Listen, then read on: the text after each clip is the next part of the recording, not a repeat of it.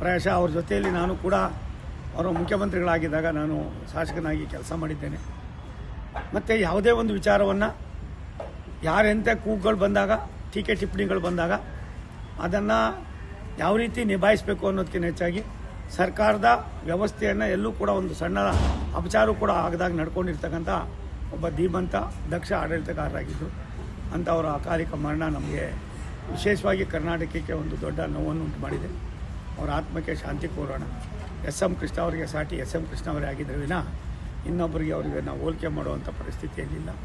ಅವರ ಜನಪರ ಕಾರ್ಯಕ್ರಮಗಳು, ಅವರ ಕನ್ಸರ್ನು, ಅವರ ಕಾಳಜಿ ಸದಾ ರಾಜ್ಯದಲ್ಲಿ ಮುಂದಿನ ಪೀಳಿಗೆಗೆ ಕೂಡ ಪರಿಚಯಿಸ್ತಕ್ಕಂಥದ್ದಕ್ಕೆ ಅವ್ರು ಕೊಟ್ಟಿರ್ತಕ್ಕಂಥ ಕೊಡುಗೆ ಅಪಾರವಾಗಿದೆ. ಅವರ ಆತ್ಮಕ್ಕೆ ಶಾಂತಿ ಕೋರೋಣ. ಅವ್ರ ಕುಟುಂಬ ವಿಶೇಷವಾಗಿ ಅವ್ರಿಗೆ ಇದ್ದಂಥ ಕನ್ಸರ್ನ್ನಲ್ಲಿ ಎಲ್ಲೋ ಒಂದು ಕಡೆ ಅವರ ಅಳಿಯರಾದಂಥ ನನ್ನ ಮಿತ್ರರಾಗಿದ್ದಂಥ ದಿವಂಗತ ಸಿದ್ಧಾರ್ಥ ಅವರು ಅಕಾಲಿಕ ಮರಣಕ್ಕೆ ತುತ್ತಾದ ಮೇಲೆ ಸ್ವಲ್ಪ ಮಾನಸಿಕವಾಗಿ ಜರ್ಜರಿತರಾದರು. ಆದರೂ ಕೂಡ 92 ವರ್ಷಗಳ ಕಾಲ ಸುದೀರ್ಘವಾದ ಜನಸೇವೆಯನ್ನು ಮಾಡಿದ್ದಾರೆ.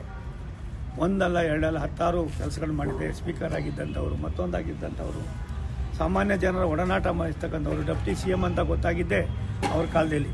ಇಂಥ ಅನೇಕ ಯೋಜನೆಗಳ ಜೊತೆಯಲ್ಲಿ ಮುಖ್ಯಮಂತ್ರಿಗಳಾಗಿ, ಕೇಂದ್ರದ ಮಂತ್ರಿಗಳಾಗಿ, ರಾಷ್ಟ್ರದ ನಾಯಕರ ಜೊತೆಯಲ್ಲಿ ಇದ್ದಂಥ ಬಾಂಧವ್ಯ ನಾವೆಲ್ಲರೂ ಕೂಡ ಇವತ್ತು ಕೂಡ ನೆನೆಸ್ಕೊಳ್ಬೇಕಾಗ್ತದೆ. ಇನ್ನು ಮುಂದೆ ಎಸ್.ಎಂ. ಕೃಷ್ಣ ಅವರ ನೆನಪುಗಳು ಮಾತ್ರ ಉಳಿತದೆ.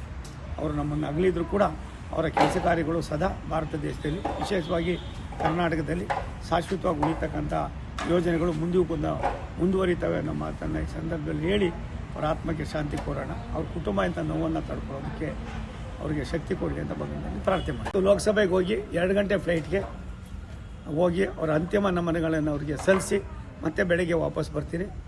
ಅವ್ರ ಜೊತೆಯಲ್ಲಿ ನಾನು ಕೂಡ ಒಡನಾಡಿಯಾಗಿ ಕೆಲಸ ಮಾಡಿದ್ದೇನೆ. ಅವ್ರನ್ನ ಹತ್ತಿರದಿಂದ ಬಲ್ಲವನಾಗಿದ್ದೇನೆ. ಅವರ ಅನೇಕ ವಿಚಾರಧಾರೆಗಳನ್ನು ಮೈಗೂಡಿಸ್ಕೊಂಡಿದ್ದೇನೆ. ಸ್ನೇಹಕ್ಕೆ, ಆತ್ಮೀಯತೆಗೆ, ನಂಬಿಕೆಗೆ ಮತ್ತೊಂದು ಹೆಸರಾಗಿದ್ದವರು ಎಸ್.ಎಂ. ಕೃಷ್ಣ ಅವರು ನಮ್ಮ ಮುಂದೆ ಇಲ್ಲ ಅನ್ನುವ ನೋವು ನಮ್ಮನ್ನು ಸದಾ ಕಾಡ್ತದೆ. ನಿಧನದ ವಾರ್ತೆಯನ್ನು ಕೇಳಿ ಅತ್ಯಂತ ದುಃಖ ಆಯಿತು.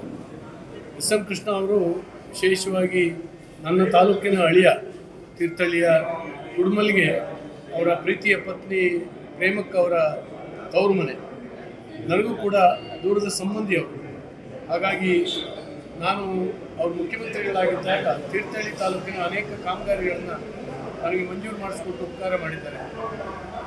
ರಾಜ್ಯದ ಮುಖ್ಯಮಂತ್ರಿಯಾಗಿ ಬಹಳ ದೊಡ್ಡ ಕೆಲಸವನ್ನು ಮಾಡಿ ಕನ್ನಡ ನಾಡಿನ ಜನರ ನೆನಪಿನಲ್ಲಿ ಉಳಿಯುವಂಥ ಒಬ್ಬ ಮುಖ್ಯಮಂತ್ರಿ, ರಾಜ್ಯಪಾಲರಾಗಿ ಮತ್ತು ಕೇಂದ್ರದಲ್ಲಿ ಅನೇಕ ಹುದ್ದೆಗಳನ್ನು ನಿಭಾಯಿಸಿ ಅತ್ಯಂತ ಪರಿಪಕ್ವವಾಗಿರ್ತಕ್ಕಂಥ ಜೀವನ ಅವರು ರಾಜಕಾರಣದಲ್ಲಿ.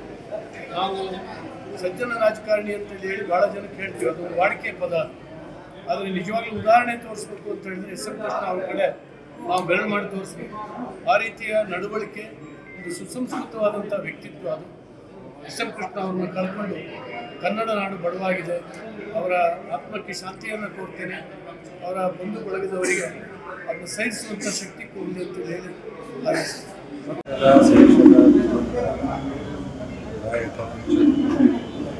ಇವತ್ತು ಬೆಂಗಳೂರು ಮತ್ತು ರಾಜ್ಯಕ್ಕೆ, ದೇಶಕ್ಕೆ ಅಪಾರವಾದ ಸೇವೆಯನ್ನು ಸಲ್ಲಿಸಿ ಅವರು ಅಕಾಲಿಕ ನಿಧನ ಹೊಂದಿರತಕ್ಕಂಥದ್ದು ಇಡೀ ರಾಜ್ಯ ಮತ್ತು ರಾಷ್ಟ್ರಕ್ಕೆ ದೊಡ್ಡ ನಷ್ಟ ಆಗಿದೆ. ಇವತ್ತು ಬೆಂಗಳೂರಿನ ವಿಕಾಸಸೌಧ, ಬೆಂಗಳೂರಿನ ಅಭಿವೃದ್ಧಿ ಮತ್ತು ರಾಜ್ಯದ ಅಭಿವೃದ್ಧಿಯಲ್ಲಿ ಇವತ್ತು ಸಿಲಿಕಾನ್ ಸಿಟಿ ಅಂತಕ್ಕಂಥದ್ದು ಏನಾದರೂ ಹೆಸರು ಬರಬೇಕಾದ್ರೆ ಪ್ರಮುಖ ಕಾರಣ, ಅಂತಾರಾಷ್ಟ್ರೀಯ ಮಟ್ಟದಲ್ಲಿ ಬೆಂಗಳೂರು ಬೆಳೀತಕ್ಕಂಥ ಇವತ್ತು ದೊಡ್ಡ ಮಟ್ಟದಲ್ಲಿ ಬೆಳೆದಿದೆ ಅಂತಂದರೆ ಅದಕ್ಕೆ ಪ್ರಮುಖವಾದ ಕಾರಣ ಎಸ್.ಎಂ. ಕೃಷ್ಣ ಸರ್ ಅವರು. ಅವರೊಬ್ಬ ಅಜಾತ ಶತ್ರು. ಅವರಿಂದ ಅನೇಕ ಅತ್ಯುತ್ತಮವಾದ ಕಾರ್ಯಗಳು ಆಗಿರ್ತಕ್ಕಂಥದ್ದು.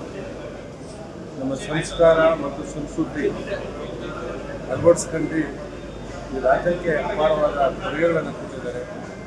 ಅವರ ಅಗಲಿಕೆಯಿಂದ ದೊಡ್ಡ ನಷ್ಟ ಆಗಿದೆ. ಅವರ ಕುಟುಂಬಕ್ಕೆ, ಅಭಿಮಾನಿಗಳಿಗೆ ಎಲ್ಲರಿಗೂ ದುಃಖವನ್ನು ತಕ್ಕಂತಕ್ಕಂಥ ಶಕ್ತಿಯ ಭಗವಂತ ಕೊಡಲಿ ಅಂತ ಮತ್ತು ಪ್ರಾರ್ಥನೆ. ಕರ್ನಾಟಕ ರಾಜ್ಯ ಕಂಡರಿಯದಂಥ, ಕೇಳರಿಯದಂಥ ಪ್ರತಿಭಾವಂತ ವರ್ಣರಂಜಿತ ನಾಯಕರಾಗಿದ್ದಂಥ ಸನ್ಮಾನ್ಯ ಎಸ್ ಎನ್ ಕೃಷ್ಣರವರು ಇವತ್ತು ನಮ್ಮನ್ನೆಲ್ಲ ಬಿಟ್ಟು ಅಗಲಿದ್ದಾರೆ. ಒಬ್ಬ ಕನ್ನಡಿಗ ರಾಷ್ಟ್ರದಲ್ಲಿ ಮಂತ್ರಿಯಾಗಿ, ರಾಜ್ಯದಲ್ಲಿ ಮುಖ್ಯಮಂತ್ರಿಯಾಗಿ, ಸ್ಪೀಕರ್ ಆಗಿ ಅವರು ಹೋದಂಥ ಹುದ್ದೆಗಳನ್ನು ಅತ್ಯಂತ ಎತ್ತರಕ್ಕೆ ಕಂಡಂಥ ಅಪರೂಪದ ರಾಜಕಾರಣಿಯಾಗಿದ್ದರು. ಅವರ ನಿಧನಕ್ಕೆ 6.5 ಕೋಟಿ ಜನರು ಕೂಡ ಇವತ್ತು ಕಂಬನಿಗರಿತಾ ಇದ್ದಾರೆ. ಸನ್ಮಾನ್ಯ ಎಸ್ ಎನ್ ಕೃಷ್ಣರವರು 1962ರಲ್ಲಿ ಪಕ್ಷೇತರರಾಗಿ ಶಾಸಕರಾಗಿ 68-69ರಲ್ಲಿ ಲೋಕಸಭಾ ಸದಸ್ಯರಾಗಿದ್ದ ಶಿವರಂಜಪ್ಪನವರ ನಿಧನದಿಂದ ಉಪಚುನಾವಣೆಯಲ್ಲಿ ಗೆದ್ದು ಲೋಕಸಭೆಗೆ ಹೋಗಿ 1971ರಿಂದ 72ರಿಂದ 77ರವರೆಗೆ ಶ್ರೀಮತಿ ಇಂದಿರಾ ಗಾಂಧಿಯವರ ಮಂತ್ರಿಮಂಡಲದಲ್ಲಿ ಕೈಗಾರಿಕಾ ಸಚಿವರಾಗಿ, ವಿದೇಶಾಂಗ ಸಚಿವರಾಗಿ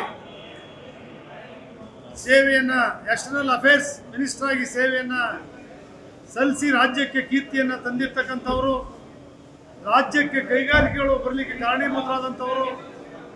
ಕರ್ನಾಟಕ ರಾಜ್ಯದಲ್ಲಿ ಅವರು ಸ್ಪೀಕರ್ ಆಗಿ 5 ವರ್ಷಗಳ ಕಾಲ ಸೇವೆಯನ್ನು ಸಲ್ಲಿಸಿದಂಥವರು. ಅದೇ ರೀತಿ ಏನು 1999ರಲ್ಲಿ ಪಾಂಚಜನ್ಯ ಯಾತ್ರೆಯನ್ನು ಮಾಡುವ ಮೂಲಕ ಶಿವಕುಮಾರ್ ಅವರ ನೇತೃತ್ವದಲ್ಲಿ ರಾಜ್ಯದಲ್ಲಿ ಕಾಂಗ್ರೆಸ್ ಪಕ್ಷವನ್ನು ಅಧಿಕಾರಕ್ಕೆ ತಂದು ಮುಖ್ಯಮಂತ್ರಿಗಳಾಗಿ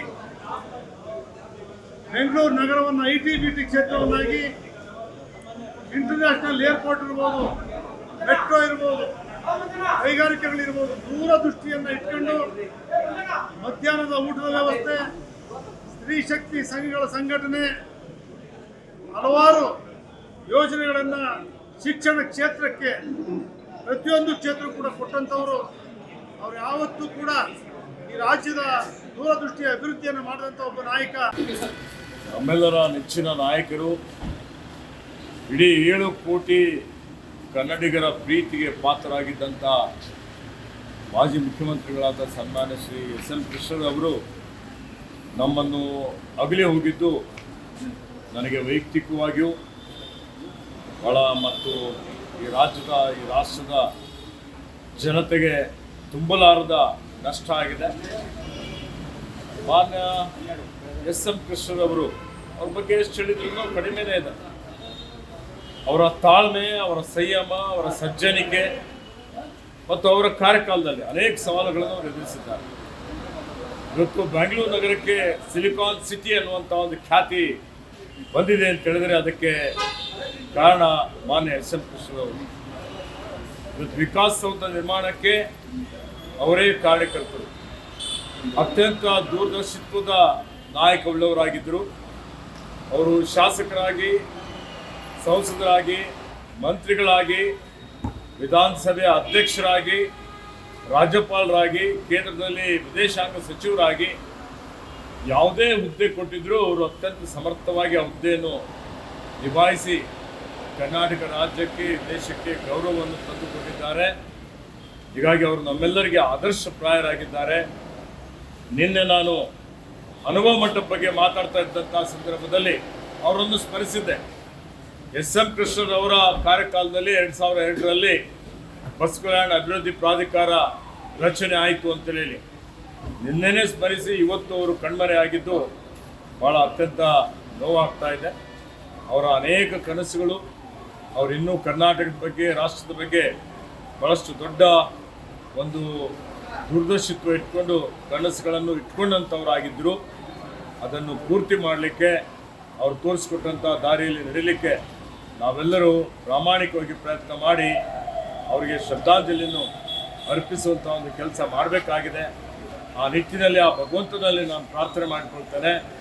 ಅವರ ಆತ್ಮಕ್ಕೆ ಇವತ್ತು ಶಾಂತಿ ಸಿಗಲಿ ಮತ್ತು ಅವರ ಅಗಲುವಿಕೆ ತಡೆಕೊಳ್ಳಿಕ್ಕೆ ಅವರೆಲ್ಲ ಪರಿವಾರದವರಿಗೂ, ಅವರೆಲ್ಲ ಬೆಂಬಲಿಗರಿಗೂ, ಅಭಿಮಾನಿಗಳಿಗೂ ಆ ಶಕ್ತಿ ಕೊಡಲಿ ಅಂತೇಳಿ ಪ್ರಾರ್ಥಿಸಿ ಅವರಿಗೆ ನನ್ನ ಶ್ರದ್ಧಾಂಜಲಿಯನ್ನು ಅರ್ಪಿಸುತ್ತೇನೆ.